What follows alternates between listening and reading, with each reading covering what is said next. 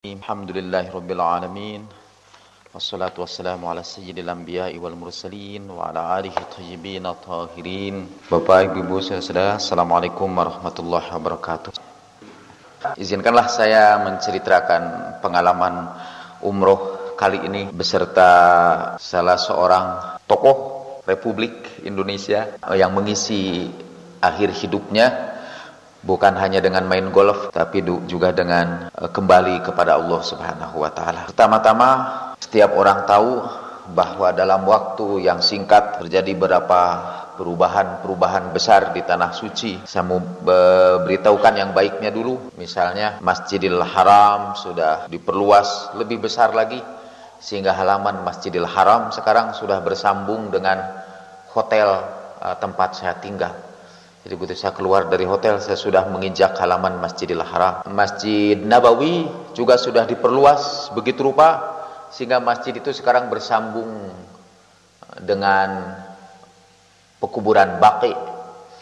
Dahulu antara masjid dengan kuburan Baqi itu dipisahkan oleh tempat yang sangat luas. Sekarang sudah bersambung.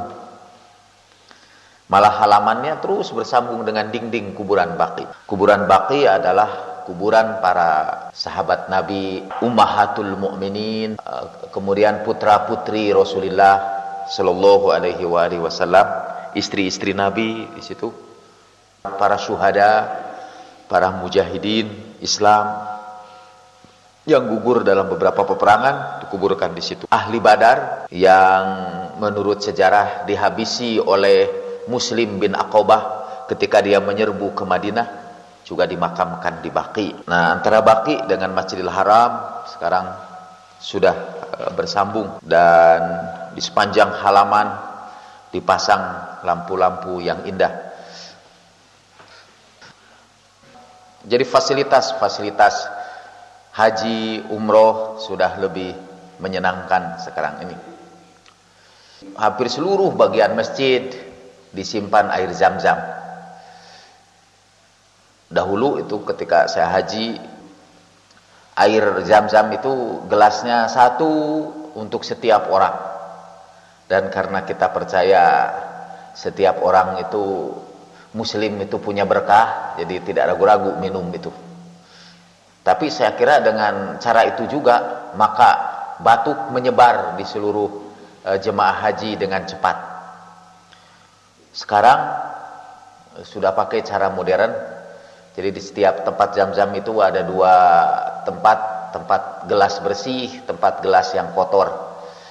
Jadi kalau mau ngambil tinggal mindahkan dari gelas yang bersih ke gelas yang kotor. Tapi saya lihat orang-orang sering nyimpan gelas yang kotor itu di tempat yang bersih juga.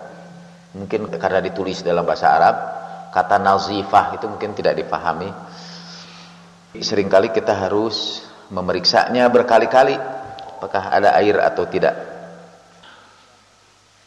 Ada beberapa berita dukanya dalam perkembangan masjid ini. Bertambah juga jumlah peninggalan sejarah yang dihancurkan. Sebetulnya sudah ratusan peninggalan sejarah yang dihancurkan, di samping ratusan bangunan-bangunan baru yang didirikan. Di antara hal-hal yang baru ini yang dihancurkan, terutama di Madinah, saya mau sebutkan beberapa. Dahulu ada satu tempat. Di tempat itu Rasulullah sallallahu alaihi wasallam pernah menunjukkan mukjizat ketika air mengalir dari sela-sela jarinya. Dan Rasulullah menancapkan begitu menurut riwayat tongkatnya di situ, dan dari situ memancar air. Tempat itu sering dikunjungi orang yang mau mengambil berkah. Orang-orang Badui datang ke situ. Bahkan bukan saja orang Badui, malam hari serigala datang ke situ minum air dengan ternak-ternak lain. Bahkan serigala dengan ternak pun mengadakan semacam perjanjian damai sementara di tempat air itu. tanpa kehadiran pasukan PBB. Mereka berdamai di situ, minum pada air yang sama. Tapi karena banyaknya orang yang mengambil berkah di situ, pemerintah Saudi menganggap bahwa tempat itu sebagai sumber kemusyrikan. Maka kemudian tempat itu diuruk dengan sampah-sampah yang kotor, terus menerus, akhirnya airnya habis, hilang. Dan sampai sekarang tempat itu menjadi tempat yang desolate, kalau kata orang Inggris, tempat yang terasing begitu saja sebagai tumpukan sampah di kota Madinah. Ada lagi di dekat Masjid Qiblatain yang sekarang diperluas juga dengan baik, ada sebuah sumur namanya Bi'rul Khatam atau Bi'rul Khatim, sumur cincin. Katanya sumur dulu dahulu, sumur di situ dekat Qiblatain ini asin dan tidak enak. Pada suatu saat cincin Nabi itu jatuh di sumur itu. Dan karena cincin itu jatuh, atau setelah itulah, tiba-tiba cincin Nabi jatuh di situ. Kemudian karena jatuh cincin itu, air itu berubah menjadi sangat tawar. Kata sangat tawar dan sangat lezat itu airnya. Sekarang karena perluasan masjid, sumur itu pun diuruk juga, dijadikan halaman. Hilang sudah Bi'r al-Khatam yang sangat berharga itu. Dulu di Ja'ranah ada satu tempat umroh di Mekah, Ja'ranah namanya. Di situ juga Nabi memperlihatkan mukjizatnya menghadirkan air. Tapi sekarang kalau Anda pergi ke Ja'ranah, di situ ada ditulis pengumuman dalam dua bahasa. Satu ditulis dengan bahasa yang baik, satu lagi ditulis dengan bahasa yang sangat sukar difahami. Ditulis dalam bahasa Inggris, yang salah melulu sejak kalimat awal sampai terakhir, baik tulisannya maupun secara gramatis. Saya ini baru ngerti setelah saya baca di baliknya yang ditulis dalam bahasa Melayu. Dalam bahasa Inggrisnya ditulis Haji very well, water no difference. Tapi nulis difference-nya salah. Ternyata di baliknya ada dalam tulisan bahasa Melayu, semoga Allah memberkati Anda wahai para jemaah haji, gitu. Itu mungkin yang diinggriskan, Haji very well. Kemudian ini air di sini ini tidak beda dengan air di tempat yang lain. Karena dulu apa? Dulu para jemaah haji sering datang ke situ mengambil air khusus dari Ja'ranah ini. Karena itu air yang ada hubungannya dengan Rasulullah Sallallahu Alaihi Wasallam. Orang berebutan ngambil air itu. Sekarang dilarang di situ.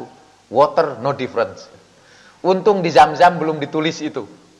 Karena orang masih juga berebutan mengambil air Zam-Zam. Karena minum Zam-Zam dalam seluruh mazhab dimasukkan sebagai salah satu bagian dari sunnah ketika melakukan tawaf. Jadi setelah tawaf itu harus minum Zam-Zam. Itu ditetapkan oleh semua mazhab. Sehingga Saudi tidak bisa lagi membuat pengumuman air Zam-Zam ini no difference dari air yang lain. Tapi kalau di Ja'ranah masih. Betul-betul sebuah akidah tauhid yang starkly foolish. Betul-betul foolish. Karena sikapnya begitu ekstrim sehingga tempat-tempat bersejarah dihancurkan hanya karena katanya ingin memelihara tauhid yang sejati. Tapi dengan itu dihancurkan jugalah kecintaan orang kepada Rasulullah Sallallahu Alaihi Wasallam. Misalnya ada sebagian di antara rombongan umroh itu yang pergi ke Yerusalem dulu, percis datang ke Yerusalem itu pada waktu peringatan hari Natal. Ada tempat kelahiran Yesus, Bethlehem namanya. Itu tempat yang diduga kelahiran Yesus itu yang diduga. Karena tidak begitu jelas sejarah Yesus itu, tidak seperti sejelas sejarah Rasulullah Sallallahu Alaihi Wasallam. Tempat kelahiran Yesus itu sekarang ditandai dengan sebongkah emas. Tempat kelahiran Yesus itu semacam marmer emas. Lalu bagaimana tempat kelahiran Rasulullah Sallallahu Alaihi Wasallam di Mekah, Maulidin Nabi, tempat kelahiran Nabi. Dahulu di situ Rasulullah Shallallahu Alaihi Wasallam lahir di rumah Sayyidah Aminah. Banyak riwayat tentang peristiwa-peristiwa ajaib tentang kelahiran Nabi ini, yang oleh sebagian orang sekarang tidak dipercayai lagi. Itu mitos tentang Nabi, legenda tentang Nabi. Saya juga dulu pernah berpendapat begitu, itu legenda tentang Nabi. Tapi sekarang saya percaya. Jangankan orang seperti Nabi, manusia biasa saja ada yang lahir dengan peristiwa-peristiwa ajaib. Apalagi Nabi. Saya ketika Rasulullah lahir, beliau lahir dalam keadaan makhtunan, kan, dalam keadaan sudah dikhitan. Kemudian ketika beliau lahir, cahaya memancar dari tempat itu ke langit. Dulu itu dianggap dongeng, ada cahaya dari bawah memancar ke langit. Sekarang kalau Anda pergi ke Jakarta, ada satu daerah di situ, ada lampu nyorot sampai ke atas. Setiap hari itu nyorot tanpa kelahiran Nabi sekalipun. Nah, di tempat Maulidin Nabi, tempat kelahiran Nabi Shallallahu Alaihi Wasallam itu, dahulu kaum muslimin mendirikan masjid. Biasa di tempat yang bersejarah itu kaum muslimin mendirikan masjid.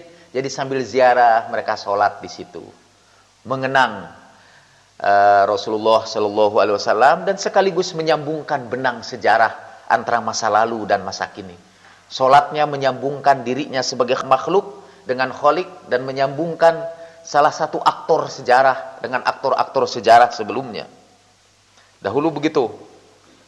Tapi karena pemerintah Saudi itu menganggap ini kemusyrikan, ziarah ke tempat-tempat itu musyrik, karena kata yang boleh diziarah itu cuma 3 saja, yaitu Masjidil Haram, Masjid Nabawi, dan Masjidil Aqsa. Di luar itu tidak boleh diziarahi, bid'ah. Waktu saya di sana saja, saya lihat di masjid-masjid di kampung di luar ada tulisan ditempel, salat wa saumu nisfi Sa'ban bid'ah. Salat nisfu Sa'ban dan saum nisfu Sa'ban itu bid'ah. Ini gerakan anti bid'ah masih juga berlanjut. Untung di Indonesia tidak.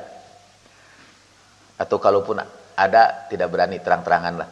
Karena yang melakukan bid'ahnya lebih banyak daripada yang antinya sekarang. Dahulu tempat itu dijadikan kandang unta oleh pemerintah Saudi, Maulidin Nabi. Jadi sementara orang-orang Nasrani menjadikan Maulid Isa alaihi salam dengan hamparan emas, pemerintah Saudi menjadikan Maulidin Nabi Sayyidil Anam salawatullahi alaihi wa alihi itu dijadikan kandang unta. Setelah itu agak dihormati sedikit, dijadikan terminal bus. Dan sampai sekarang daerah itu tetap terminal.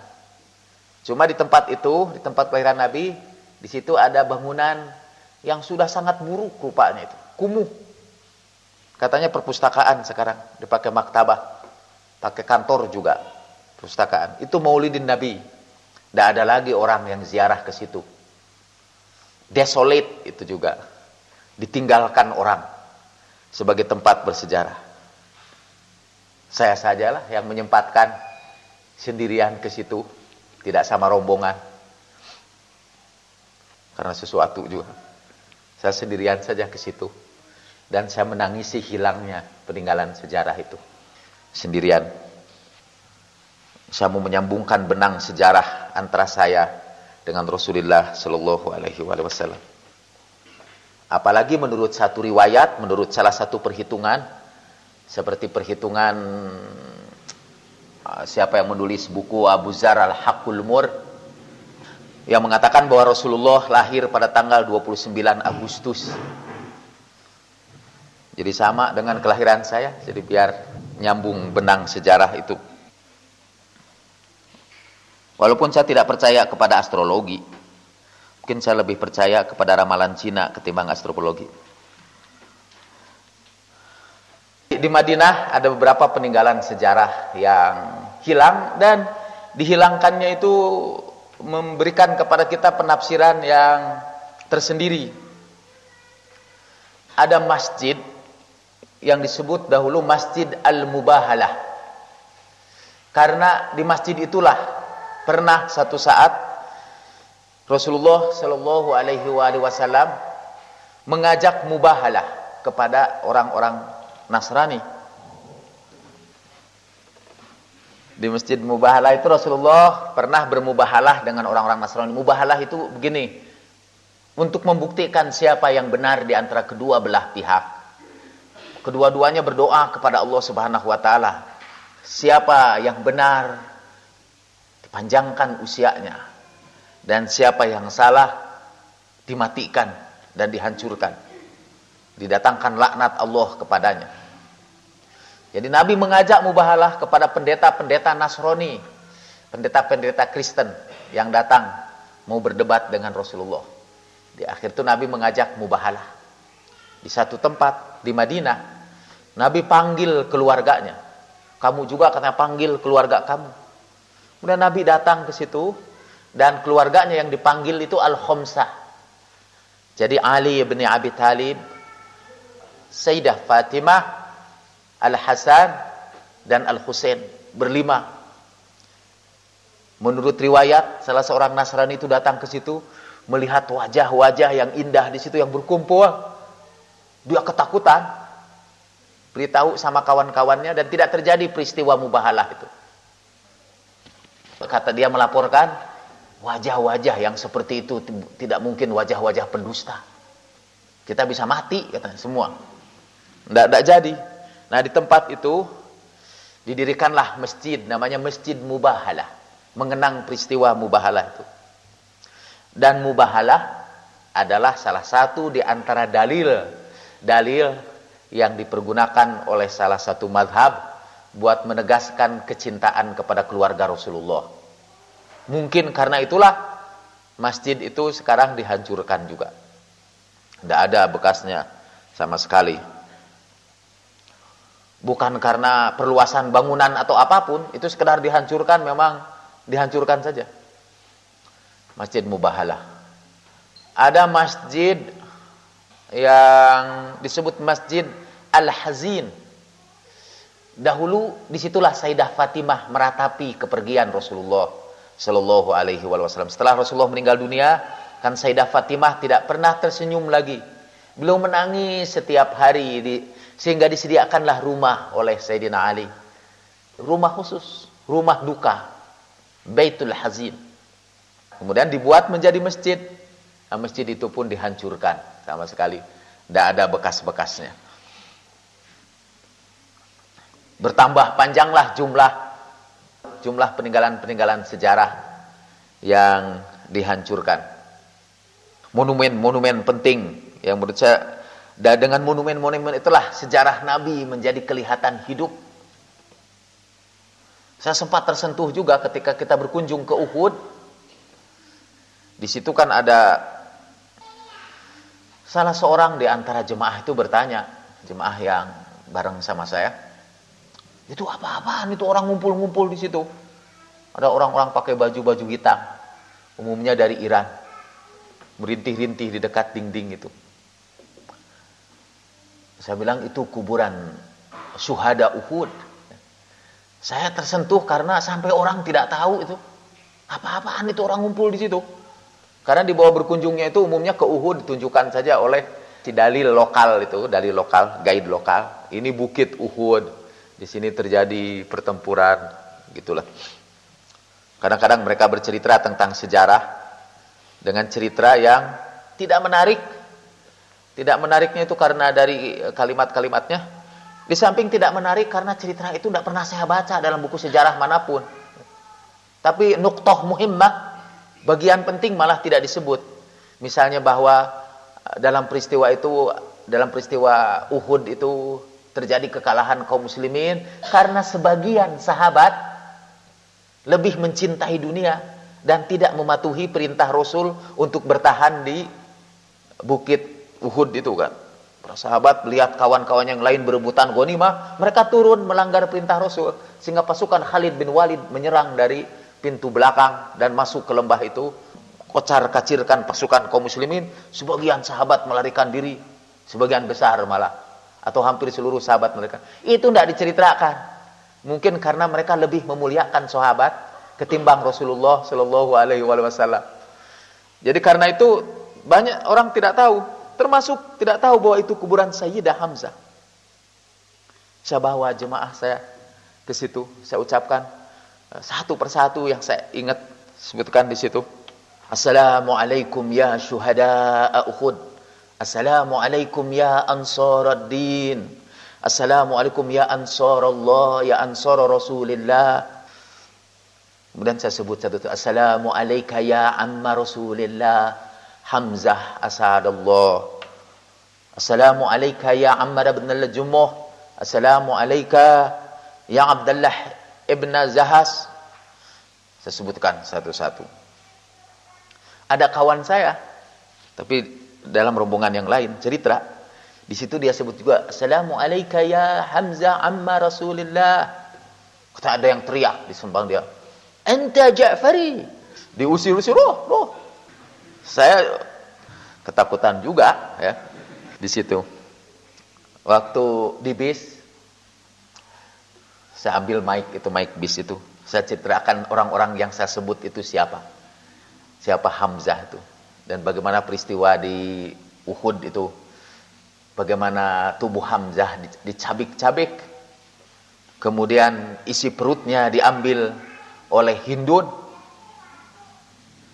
Saya tidak tahu, mungkin betapa jengkelnya dalil lokal itu. Kenapa harus diceritakan itu kan? Padahal Hindun itu kan sahabat Nabi juga, radhiyallahu anha. Hindun itu mencabik-cabik tubuh Hamzah, mengeluarkan isi perutnya, mengalungkannya ke lehernya. Kemudian dia mencoba mau memakan kabad, jantung Hamzah, mau dimakannya, walaupun tidak berhasil. Sehingga Hindun digelari Akilatul Kabad, perempuan si pemakan hati. Anak-anaknya digelari Banu Akilatil Kabad, anak-anak si pemakan jantung. Saya cerita tentang Ammar bin Jumuh. Ammar bin Jumuh itu adalah seorang tua yang pincang. Ketika semua orang pergi ke Uhud, dia diizinkan untuk tidak pergi karena kakinya pincang dan sudah tua lagi. Tapi dia memaksa pergi. Cerita sama anak-anaknya dan keluarganya. Saya mau pergi berperang, mau jihad bersama Rasulullah Sallallahu Alaihi Wasallam. Keluarga mencerita, Anda ma'zur, Anda diampuni, tidak usah pergi. Tapi Amr bin Jumuh memaksa juga. Dan karena dia tahu pincang, dia ucapkan wasiat yang terakhir kepada keluarganya. Saya tidak akan kembali lagi ke rumah, kata dia. Berangkatlah Amr bin Jumuh, berperang habis-habisan. Sehingga dalam sejarah dia disebut dengan kaki pincang dia meraih surga. Ya, dengan tertatih-tatih dia meraih surga. Gugur Ammar bin Jumuh. Ketika selesai perang, keluarganya mau membawa jenazah Ammar bin Jumuh ini kembali ke Mekah. Simpan di atas unta. Unta itu setiap kali dihadapkan ke arah Makkah, tidak mau bergerak. Ketika dihadapkan ke tempat yang lain, masih ke tempat Uhud, itu baru bergerak unta itu. Ke satu tempat yang sekarang ini dijadikan kuburan para syuhada itu. Itu diarahkan ke Mekah, sekali lagi diarahkan ke Mekah, tidak mau unta itu. Pukuli pun tidak mau bergerak. Karena Ammar bin Jumuh sudah wasiat sama keluarganya, bahwa dia tidak akan kembali lagi ke rumahnya. Dia sampai sudah jadi jenazah pun, itu mungkin jenazahnya begitu berat sama unta itu, sehingga tidak mau dibawa pulang ke rumahnya. Itu Ammar bin Jumuh yang dengan kaki pincang meraih surga. Lalu Abdullah bin Jahash, yang sebelum perang di Uhud itu mengajak kawannya berdoa lebih dahulu di sebuah sudut. Yang satu berdoa, Ya Allah berilah saya musuh yang tangguh sehingga saya bisa mengalahkannya. Kalau saya tidak salah, Abdullah bin Mas'ud itu yang satunya. Dua Abdullah itu dua-duanya. Abdullah bin Jahash berdoa, Ya Allah berilah saya musuh yang tangguh. Saya berjuang melawan dia habis-habisan, tapi dia berhasil mengalahkan saya. Dia potong hidung saya, dia potong telinga saya. Nanti pada hari kiamat, kalau engkau tanya kepadaku, kenapa hidung kamu potong, kenapa telinga kamu tidak ada, aku bisa berkata di hadapanmu, Ya Allah, bahwa keduanya hilang karena membela agamamu. Dan betul sore hari itu setelah selesai perang Uhud, Abdullah bin Mas'ud katanya melihat hidung dan telinga Abdullah bin Jahash itu sudah terpotong. Dan Abdullah bin Mas'ud berkata, doa kamu lebih baik daripada doaku, kata Abdullah bin Mas'ud. Nah, itu digugur di Uhud itu. Seluruh peristiwa Uhud itu hidup kembali. Sayang sekali, tempat itu pun sebetulnya hanya sebuah lapangan saja. Dulu di situ ada beberapa masjid. Ada Masjid Hamzah, tempat gugurnya Hamzah. Sekarang masjid itu sudah jelas tidak ada lagi, tinggal puing-puingnya. Tinggal bukit-bukit batu yang tegar. Hanya dibatasi dinding-dinding saja. Untung tulisannya masih ada juga di situ. Ayat Al-Qur'an, la tahsabannalladzina qutilu fi sabilillah amwat bal ahya'un 'inda rabbihim yurzaqun. Jangan kamu sangka bahwa orang-orang yang mati di jalan Allah itu mati, semua hidup dan masih diberi rizki. Jadi saya tegaskan saja ayat-ayat itu kepada para jamaah bahwa mereka masih hidup dan mereka mendengar suara kita. Mestinya setiap mujahid fisabilillah di bagian dunia manapun setiap tahun harus berbaiat di situ. Jangan baiat sama imam-imam lokal saja. Sekali-kali baiat di situ, di depan para syuhada, dan bertekad untuk melanjutkan perjuangan mereka. Jadi saya pikir kalau Abdullah bin Jahaz punya sesuatu yang dibanggakan di hadapan Allah, yaitu buah hidungnya dan telinganya hilang karena membela agama Allah.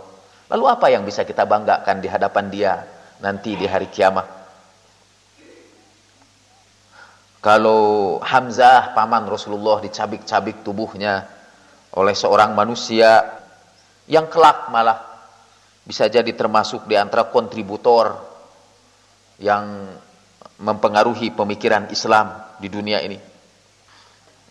Kita bisa memperbaharui tekad juga, mana sebetulnya yang kita ikuti dalam keberagamaan ini.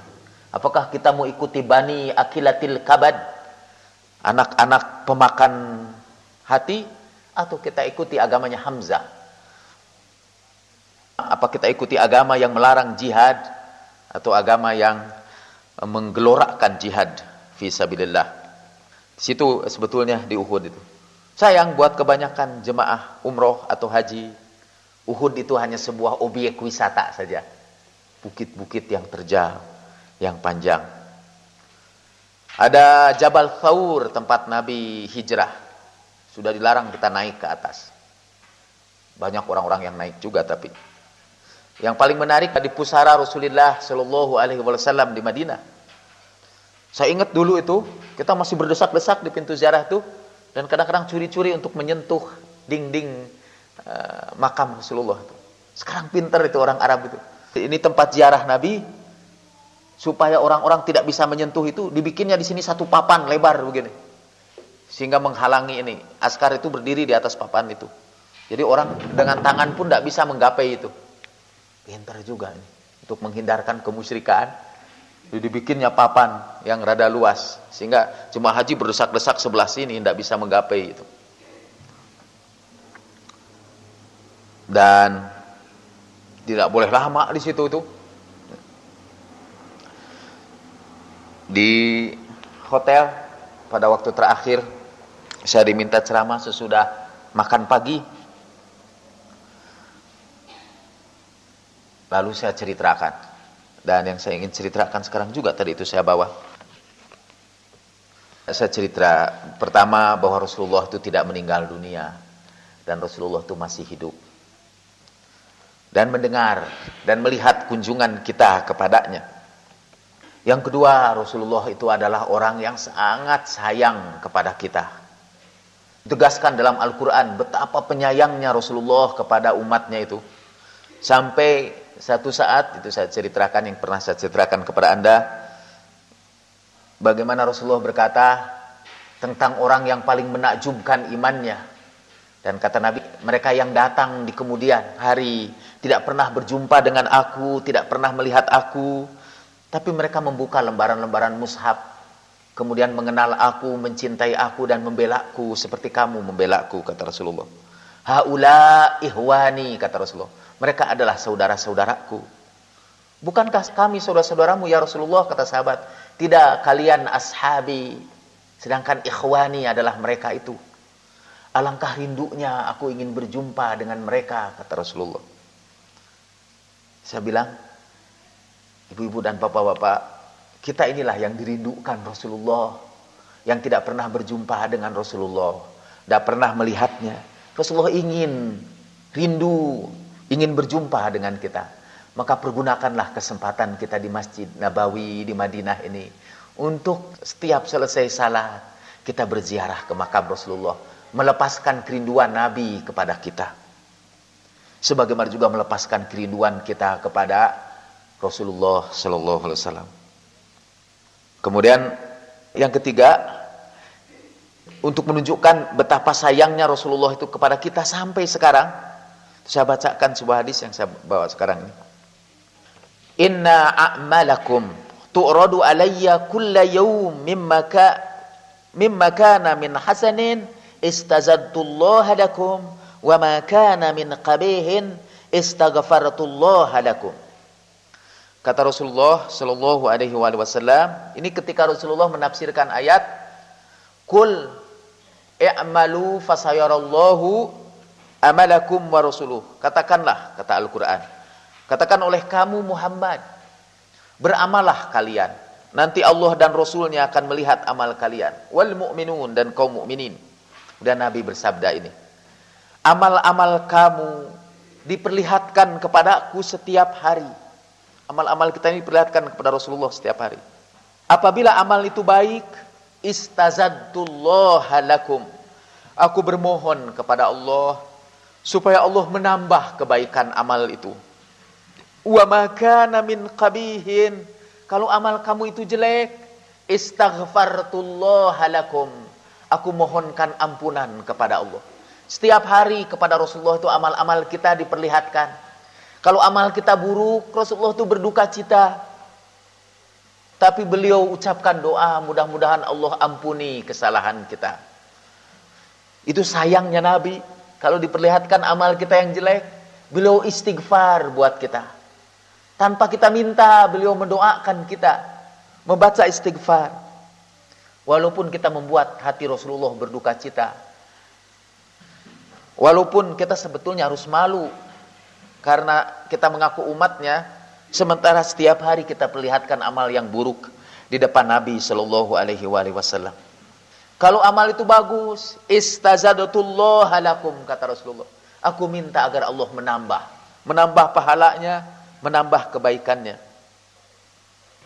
Imam Ja'far As-Sadiq salamullahi alaihi berkata, inna a'malal ibad tu'radu ala Rasulillah sallallahu alaihi wa alihi kulla sobahin abraruha wa fujaruha fahdharu falyastahyi ahadukum ayyurada ala nabiyyihil amalul qabih. Sesungguhnya amal manusia itu diperlihatkan kepada Rasulullah setiap pagi, baik amal orang baik maupun amal orang yang buruk. Maka berhati-hatilah kalian, malulah kalian di hadapan Rasulullah. Jangan sampai diperlihatkan kepada Nabi amal kalian yang buruk. Jadi saya bilang sama jemaah, sekarang ini kita sudah perlihatkan amal-amal kita yang buruk kepada Rasulullah setiap hari. Gunakanlah kesempatan sekarang berkunjung kepada Rasulullah, mintakan Rasulullah istighfar buat kita. Minta doa kepada Rasulullah, supaya Rasulullah memohonkan ampunan buat kita. Di antara jemaah ada yang mengatakan, musyrik kan? Minta-minta kepada yang sudah meninggal dunia itu musyrik. Saya bilang, apa dalilnya musyrik itu? Ya, karena minta-minta kepada yang sudah mati. Saya bilang, itu bukan dalil itu. Meminta kepada yang sudah mati itu musyrik. Kenapa musyrik? Ya, karena meminta kepada yang sudah mati. Itu saya bilang, tidak seorang pun yang akalnya sehat akan berpikir bahwa pernyataan seperti itu pernyataan yang logis. Jadi sama saja dengan mengatakan begini, sebutlah mendirikan masjid itu musyrik. Mengapa musyrik? Karena mendirikan masjid. Itu tidak mencari dalil, itu cuma kalimat dibalikan ke bagian yang awal. Saya jelaskan, kalau itu musyrik, maka Al-Quran mengajarkan kemusyrikan itu kepada kita. Lalu saya bacalah ayat Al-Quran itu. Orang-orang yang apabila berdosa datang kepada kamu, ja'uka, datang kepada kamu Muhammad, lalu meminta kamu agar memohonkan ampunan kepada mereka. Fastaghfaru wastaghfarallahu lahu. Lalu mereka minta ampunan kepada Allah, lalu Rasul pun memintakan ampunan buat mereka. Dan itu ada dalam bacaan haji, untungnya. Ada dalam bacaan haji itu, ayat Al-Qur'an itu. Allahumma innaka qulta wa qaulukal haq. Ya Allah, engkau berkata dan perkataanmu pasti benar. Alladzina zalamu anfusahum. Orang-orang yang apabila berdosa, ja'uka, lalu datang kepadamu Muhammad dan minta maaf atas dosa-dosa mereka. Lalu Rasulullah memohonkan maaf juga buat mereka, maka mereka akan dapatkan Allah Tawwabar Rahima. Maka saya bermohon, sebagaimana engkau pastikan ampunanmu ya Allah kepada yang berkunjung kepada Muhammad pada waktu hidupnya, pastikan jugalah ampunan bagiku yang berkunjung kepadanya setelah dia meninggal dunia. Itu doa itu kebetulan ada juga di buku doa yang diterbitkan di Saudi juga. Kebetulan. Apalagi di Departemen Agama. Walhasil, saya bilang Al-Quran memerintahkan kita minta kepada Rasulullah istighfar buat kita. Memintakan ampunan. Supaya Rasulullah memohonkan ampunan kepada Allah buat kita. Minta doa kepada Nabi. Kalau itu musyrik, maka Al-Quran adalah kitab yang paling dahulu mengajarkan kemusyrikan seperti itu. Untung itu ada di dalam doa haji. Doa-doa haji, doa-doa umroh, manasik haji itu. Kalau tidak, mungkin saya sebut ayatnya, mereka ragukan apa betul itu ada ayat Al-Quran seperti itu. Dulu saya pernah menyampaikan ayat itu kepada salah seorang tokoh Islam di sini di Jawa Barat. Dan tokoh itu mengatakan, itu hanya berlaku ketika Nabi masih hidup. Kalau Nabi sudah meninggal dunia, tidak berlaku lagi. Tanpa dalil juga itu. Hanya untuk memenangkan perdebatan saja. Saya bilang, kalau seluruh ayat Al-Quran diperlakukan seperti itu, repot ya. Misalnya ayat, saya bilang, Fawa rabbika la yu'minuna hatta yuhakkimuka fima syajara bainahum. Demi Allah, tidak beriman mereka sebelum menjadikan kamu sebagai hakim pada apa-apa yang dipertentangkan di antara kamu. Belum beriman kalau belum menjadikan Rasulullah sebagai hakim. Dan itu selalu menjadi dalil. Kalau kita bertengkar, kembalikan kepada Al-Quran dan sunnah. Jadikanlah sunnah itu yang mengadili kita. Dulu peristiwanya, ada dua tanah, ada dua petak sawah, dialiri air oleh orang yang punya tanah di atasnya itu. Air itu ditahan sehingga tanah yang sebelah sini tidak kebagian air. Sahabat yang punya tanah sebelah sini mengadu kepada Rasulullah. Kata Rasulullah, masukkan dulu air kepada kawan kamu itu. Nah setelah itu baru kamu isi tanah kamu. Tidak mau dia. Turunlah ayat itu. Fawa rabbika la yu'minuna. Nah saya bilang, apakah itu hanya berlaku di zaman Nabi saja? Sekarang kalau kita bertengkar di antara kita, tidak perlu di antara kaum muslimin ada bertengkar masalah sholat, tidak perlu kembali kepada Rasulullah, karena itu hanya berlaku selama Rasulullah masih hidup saja. Itu sama saya kepada ulama itu. Ulama itu menjawab, ya itu ayatnya beda sih katanya. Wa ma anta bimusmi iman fil kubur, kata Al-Quran. Engkau ini tidak bisa membuat orang yang berada dalam kubur itu bisa mendengar kamu. Itu sindiran Al-Quran kepada orang-orang yang datang kebenaran kepadanya, tidak mau dengar juga. Bukan orang yang dikubur tidak bisa dengar, tapi itu untuk menunjukkan kepada orang-orang yang tidak mau mendengarkan kebenaran itu. Pada beliau, bahwa saya punya jemaah pengajian ya Rasulullah, saya sampaikan sunnahmu di hadapan mereka. Mereka sangat ingin berjumpa dengan kau, berkunjung ke sini. Panggillah mereka dengan doamu ya Rasulullah, supaya bisa juga berkunjung kepadamu. Saya sampaikan salam Anda kepadanya semua. Walaupun Anda tidak titip salam itu kepada saya, karena saya tahu jauh di dalam lubuk hati Anda ada kecintaan kepada Rasulullah Sallallahu Alaihi Wasallam. Walaupun tidak dilahirkan, saya percaya Anda ingin sekali menyampaikan salam kepadanya. Seperti biasa, ada satu catatan kecil juga. Dalam ibadah haji atau umroh, sering kita dibawa tenggelam dalam kekhusyuan. Tapi saya pikir kalau terlalu sering ke situ, kekhusyuan itu berkurang perlahan-lahan, seperti mengikuti hukum Gosen di dalam ekonomi. Jadi kita memperoleh kepuasan, tapi kalau sudah sampai tingkat tertentu, kepuasan itu turun. Sehingga saya bilang sama bapak-bapak ini yang terlalu sering umroh dalam jemaah saya, jangan terlalu sering umroh lah, nanti itu kekhusyuannya berkurang. Jadi sebagian dari umroh ini sumbangkan ke Yayasan Mutahari. Itu lebih khusyuk insya Allah ketimbang terus menerus dipakai umroh.